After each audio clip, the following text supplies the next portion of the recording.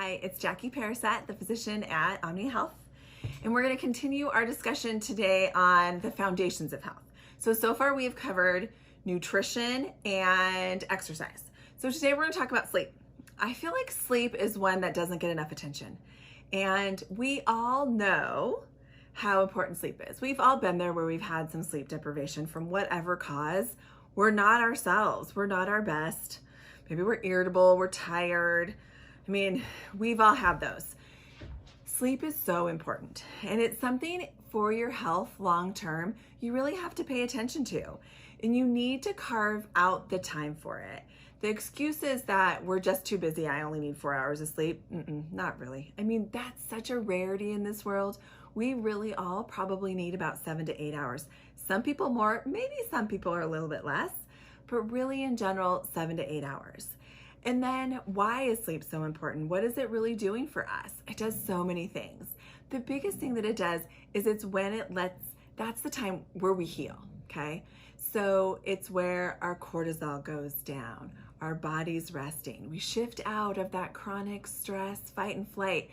We're in parasympathetic activity, rest, digest, heal, okay? We have to be in that. That's where memories are laid down.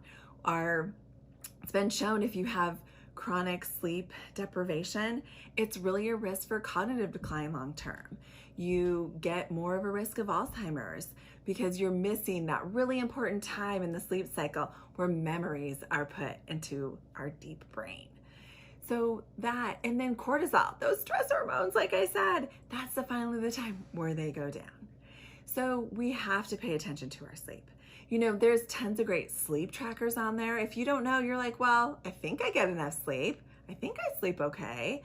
I mean, you can look at your fatigue also. Like, do you wake up refreshed and ready to go? Then you're probably getting enough deep sleep. If you wake up and say, okay, let's go, let's take on the day, great. If you're like, well, yeah, I'm always kind of tired. It takes me a long time to wake up. I'm just not really sure. Do you snore? That could be something too. Maybe you have a little bit of sleep apnea. That's a huge thing that gets ignored.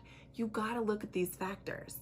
So, you know, a lot of us have the Oura Ring here in clinic, and so we get to track our sleep and look at our sleep scores, the Whoop Band, even Fitbit, some of the Apple Watches. There's lots of cool sleep devices out there. So maybe you should use one of those to see where you're at and kind of see what your baseline is. But it is really important to figure this stuff out. And so what if sleep's one of your biggest challenges? Then I would say you gotta go back to the basics. You gotta develop a routine with sleep, right? So try to go to bed at the same time every night. Try to wake up at the same time every morning, okay? And don't shift too much. If you are, you know, a 10 to 6 kind of person during the week, and on the weekends you're staying up till 2 and sleeping until 10, and then Monday morning you gotta wake up at 6 again, that time shift, it's called social jet lag. It's almost like flying from LA to New York every weekend. That's why you don't feel good on Monday morning. Your body just got shifted and shifted back. So try to avoid that where you can, okay? And then if you have a hard time relaxing, set up that routine. Devices off. You knew I was gonna say that about an hour, 45 minutes before sleep. If you are on devices, blue blocker glasses. We know that blue light can really mess up that sleep initiation cycle, almost delay it up to 45 minutes. Get those blue light blocker glasses on. And then also, my preference, don't be on a device. Read a book, take a bath, relax, talk to your family members. There's an idea. Just relax. Set up a routine. You know, dark bedroom, quiet, use those blackout curtains, get the temperature down. There's lots of things that can help us.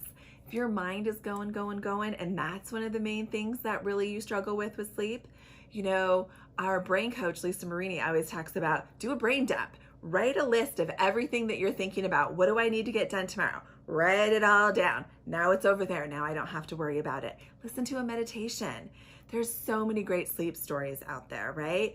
Or that's on the Calm app, or just doing a meditation and doing some breathing exercises to calm you down.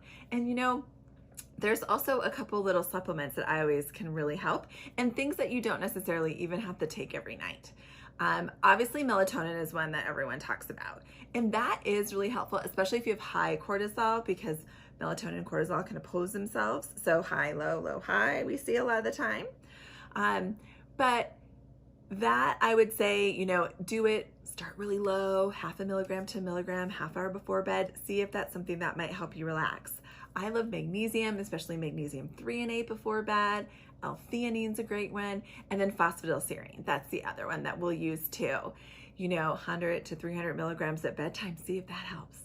So you really want to just figure out where you're at with sleep. You know if you have a problem or not, and you know if you really need to pay attention to this. And if you have snoring, if you think there's anything else, if your partner in bed says, oh my gosh, you're miserable, you're snoring, you're thrashing about, you need to get that looked at. Long-term sleep apnea, things that aren't diagnosed, can really be a huge drain on your health over time. So pay attention to your sleep, maybe use a tracker. There's supplements, set up a routine, and then talk to a provider if you need to kind of figure out some of those other medical things if that's there. But sleep is huge. Get your rest so then you can be your best. All right, talk to you guys soon.